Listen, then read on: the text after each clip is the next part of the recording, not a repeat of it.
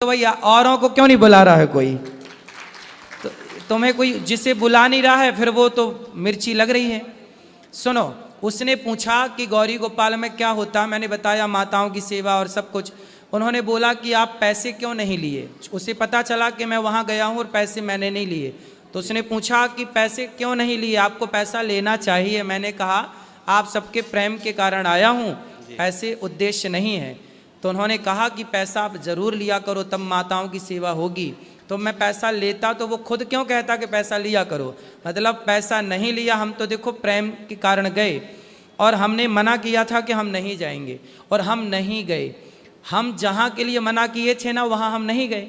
हमें वहाँ पहले बुलाया था अंदर आने के लिए, 3 महीने आप अंदर रहो सबके साथ। मैंने कहा वहाँ तो नहीं जाएंगे क्योंकि वहाँ जाने का टाइम भी नहीं है और हमारे योग्य है भी नहीं वो वातावरण। फिर क्या हुआ, मेरे पास पहले ऑफर आया बिग बॉस का कि आप आओ। कहाँ? 3 महीने के लिए। मैंने मना कर दिया। फिर आखिरी के 2 दिन में, पहले 2 दिन में, आखिरी के बस 2-3 दिन पहले बोले अच्छा आप अंदर मत जाओ, तो जो अंदर जा रहे हैं उन्हें आशीर्वाद दे दो। मैंने कहा ठीक है भाई आशीर्वाद। तो पहले मैंने उसके लिए मना किया कि नहीं, उसके लिए भी समय नहीं है। फिर उन्होंने मेरे से एक बात कही, कलर्स चैनल वालों ने और बिग बॉस की टीम ने। उन्होंने कहा कि महाराज जी, यदि आप जैसे संत यहाँ नहीं आए, फिर ये समाज यदि बिगड़ती है तो जिम्मेदार कौन होगा? जब ये समाज बिगड़ेगी तो हमने तो बुलाया आपको कि आप आओ और समाज को सही मार्गदर्शन दो। आप नहीं आए तो समाज बिगड़ेगी तो फिर जिम्मेदार कौन? तब मुझे लगा कि नहीं, यदि मेरे जाने से, मेरे सही दिशा देने से, जैसे पारस पत्थर के स्पर्श होते ही लोहा सोना बन जाता है। हमारे आज ही मैंने कथा सुनाई कि स्वामी रामानुजाचार्य जी एक वैश्या के बगीचे में जाके रुके तो उस वैश्या का उद्धार हो गया और वैश्या जो पतित नारी थी उसका भी इस संतों के केवल दर्शन से उसका उद्धार हो गया।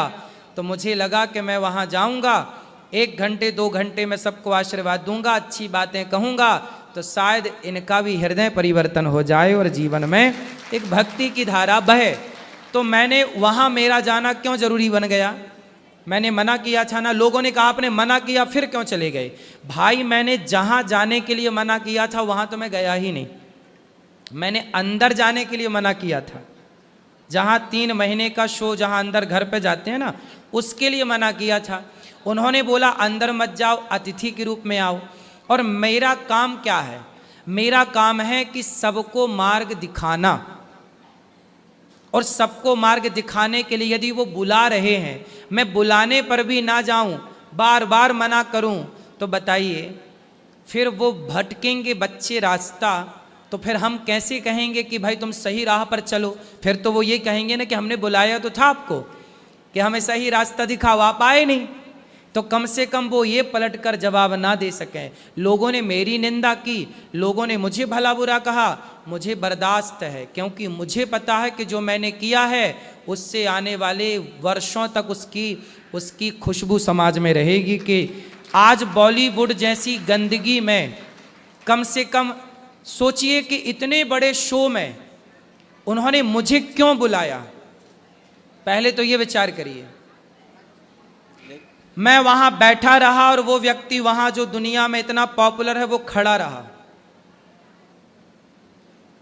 क्यों मुझे बुलाया? मुझे ही क्यों बुलाया? और किसी को क्यों नहीं बुलाया? मतलब गौरी गोपाल का डंका दुनिया में बज रहा है, इससे सिद्ध होता है। और यही बात लोगों को पची नहीं। यही बात लोगों को, उनसे पूछिए कि तुम्हें क्यों नहीं बुलाया? भाई तुम्हारे अंदर भाई किसी में कोई विशेषता होगी, वरना आज पहली बार हुआ कि उस मंच में वो व्यक्ति खड़ा रहा और कोई बैठा रहा। वरना उसके सामने तो सब खड़े रहते हैं, लेकिन उसके सामने केवल हम बैठे रहे और वो हमारी बातें सुनता रहा ज्ञान की।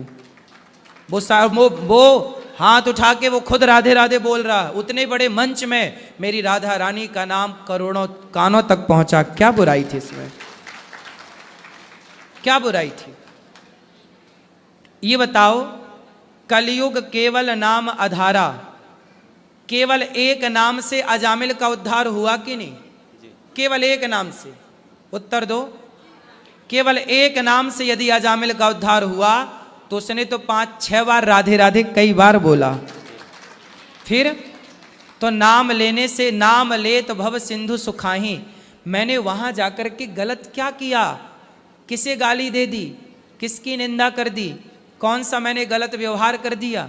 मैंने अपने धर्म के अकॉर्डिंग ही तो एक पतित व्यक्ति से, एक उस व्यक्ति से जिसके मुंह से कभी भगवान का नाम नहीं निकलता, उस व्यक्ति के मुंह से भगवान का नाम, संतों का लक्षण ही है कि वो सबके मुंह से भगवान का नाम बुलवाएं।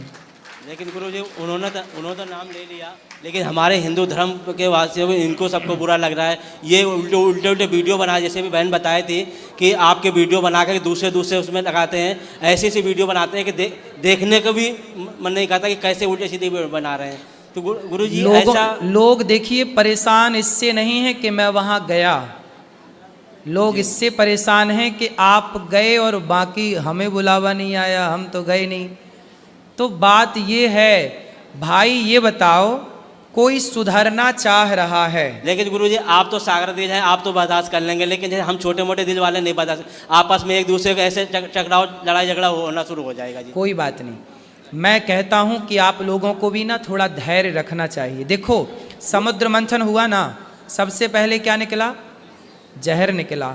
अनिरुद्धाचार्य कोई भी कार्य करेगा, मैं आज के लिए नहीं, मैं आगे भी यदि कोई बड़े निर्णय लूँगा, कोई बड़ा डिसीजन लूँगा राष्ट्र हित में और सनातन के हित में, तो लोग आलोचना, और समस्या ये है आलोचना करने वाले जिन्हें साथ देना चाहिए वही आलोचना करने बैठ जाते हैं।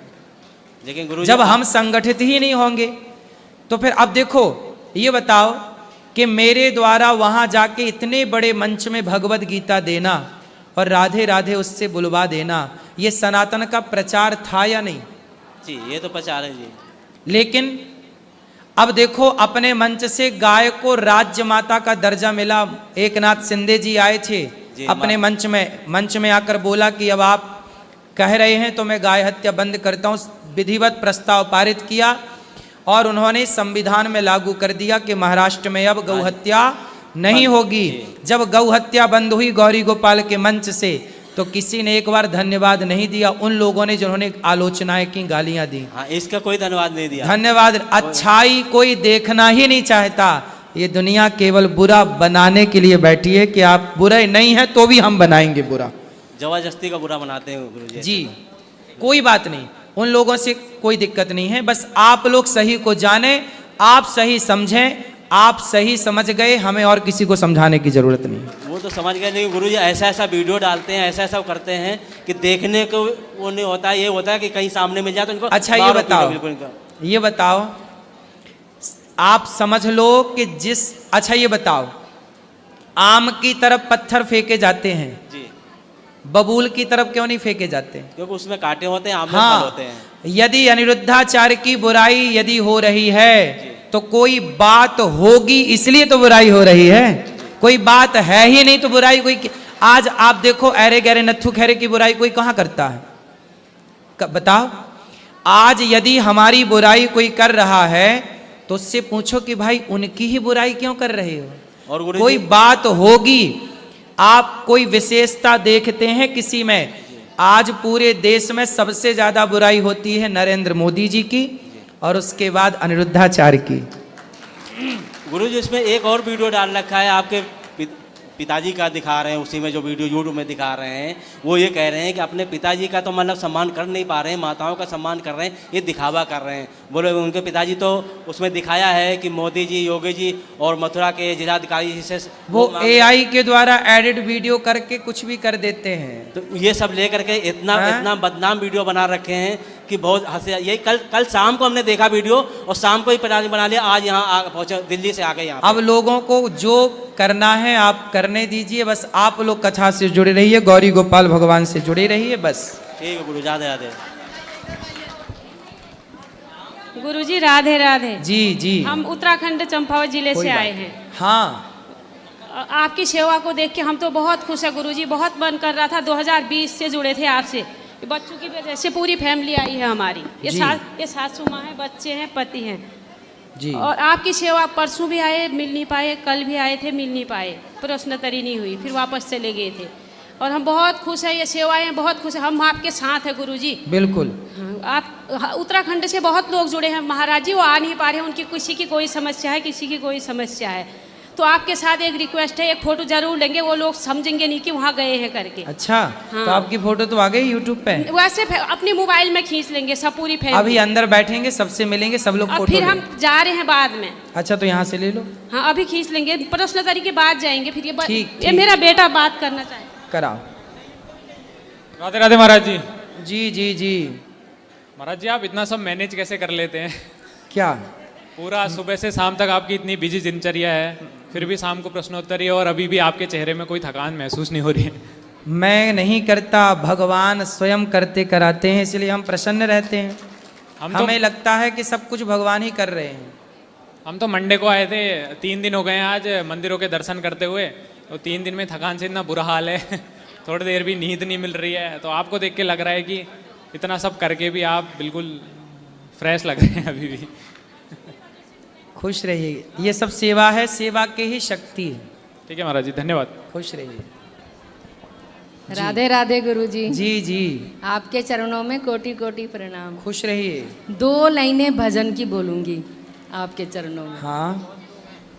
मेरा तो तू ठिकाना, मुरली बजाने वाले, मुरली बजाने वाले, ये दिल हुआ दीवाना, मुरली बजाने वाले, मुरली बजाने वाले, दीदार की लगन है, आँखें नमी नमी है, थोड़ी सी दया कर दे, तुझ पे भी क्या कमी है, करना नहीं बहाना, प्यारे करना नहीं बहाना, मुरली बजाने वाले, मुरली बजाने वाले, दीदार की लगन है, आँखें नमी नमी है, थोड़ी सी दया कर दे, तुझ पे भी क्या कमी है, करना नहीं बहाना, करना नहीं बहाना, मुरली बजाने वाले, मुरली बजाने वाले, नजरें तेरी इनायत इस दासी पे अगर हो, तो प्यारे श्याम सुंदर दिल में मेरे सबर हो, सुन लो मेरा फसाना, प्यारे सुन लो मेरा फसाना, मुरली बजाने वाले, मुरली बजाने वाले। आपसे आशीर्वाद यही मांगना है कि मेरे भी बच्चों की शादियां हो और मैं कार्ड लेके आऊं। बिल्कुल, खुश रहिए। राधे राधे। राधे राधे गुरुजी। जी। आपके चरणों में मेरा कोटि कोटि प्रणाम स्वीकार करें। खुश रहिए। मैं रायपुर छत्तीसगढ़ से आई हूँ, मेरा गांव का नाम है धानापल्ली। आपसे एक क्वेश्चन था गुरुजी, गुरु बनाते हैं, दीक्षा लेते हैं, तो गुरु का चरण घर में स्पर्श होना जरूरी है क्या? यदि गुरुजी आ जाएं तो आ जाएं, नहीं आए तो आशीर्वाद तो है ही गुरुजी का। हम लोग ना बहुत दूर रहते हैं, राजनांदगांव से 55 किलोमीटर दूर। आप रहते हो वृंदावन में, तो आप हमारे घर आ सकते हो? हम तो रोज सबके घर जाते हैं, टीवी पर रोज आपके दर्शन करते हैं सबके घर जाते हैं हम रोज। आप सारी बातें वैसे सत्य ही बोलते हो। बिहारी जी के महफिल को बिहारी जी सजाते हैं और वृंदावन वही आते हैं जिन्हें बिहारी जी स्वयं बुलाते हैं। नरसिंह मेहता बोलते थे ना, मोको और कछु ना चाहिए, बस राधा कृष्ण मुलई दे, ऐसा।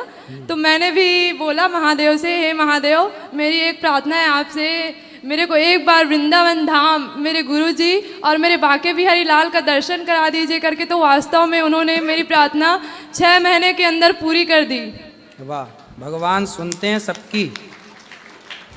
राधे राधे गुरुजी। खुश रहिए।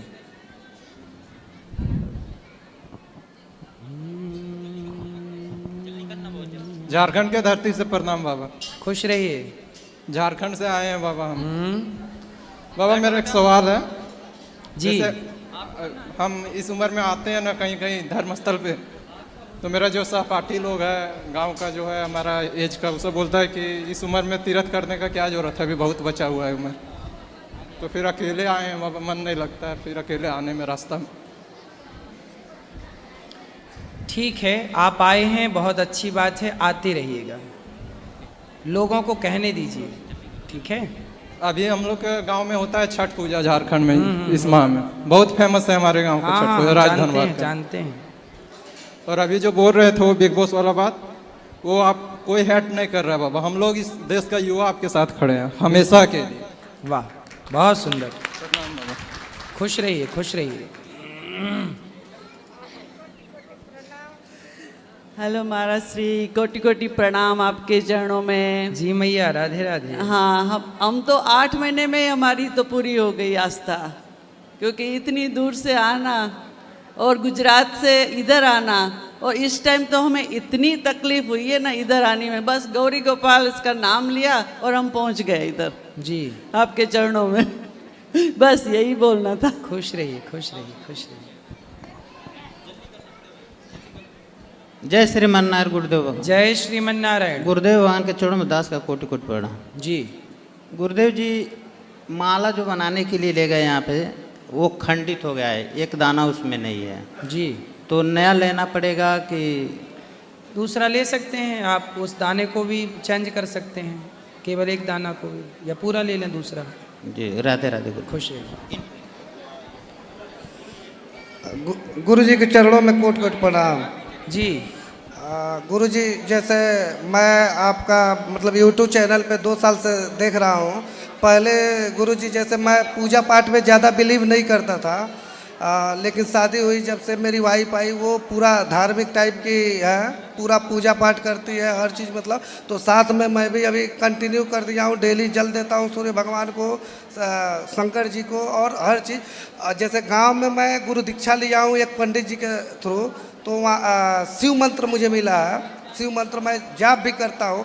तो मेरा ये क्वेश्चन था कि क्या मतलब एक गुरु बनाने के बाद में फिर दूसरा गुरु किया जा सकता है क्या?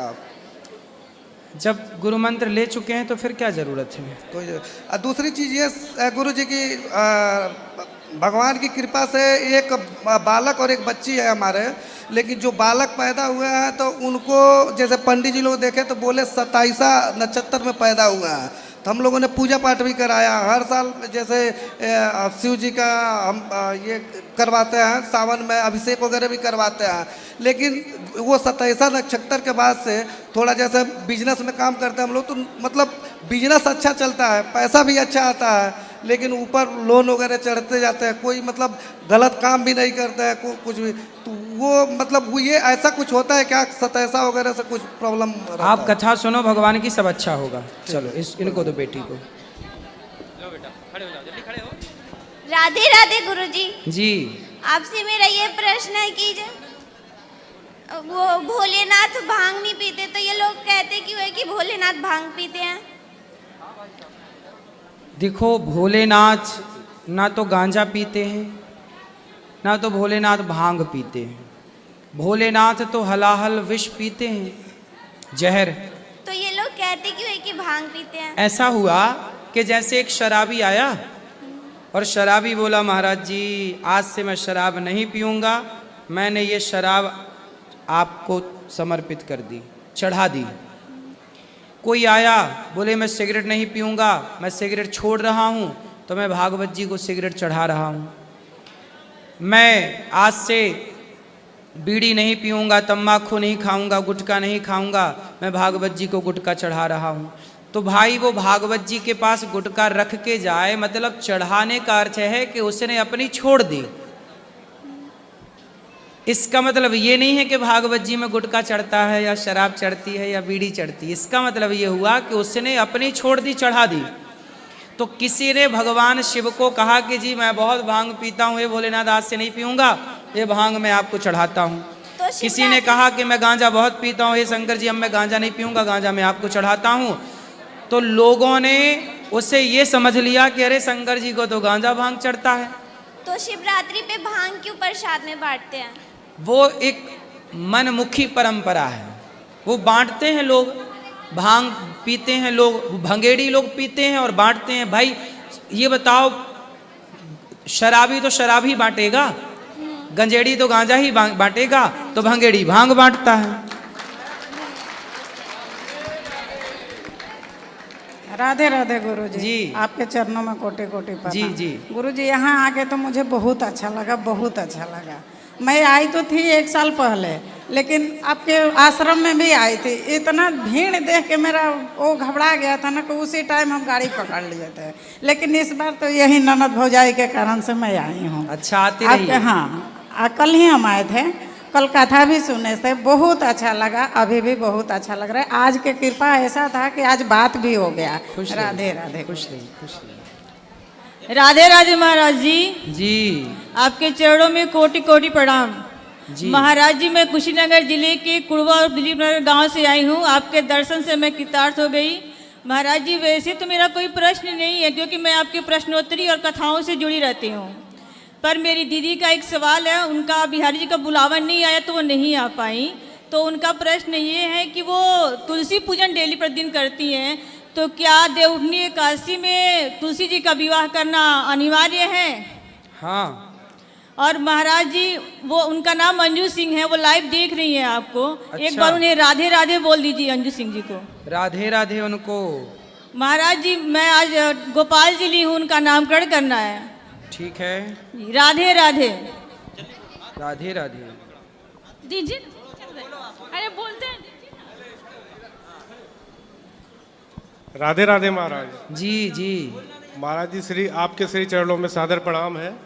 मेरी माता जी आपकी बहुत बड़ी भक्त हैं और वो आपके सारे वीडियो देखती हैं, तो किन्हीं कारण से मैं अकेले आया हूँ।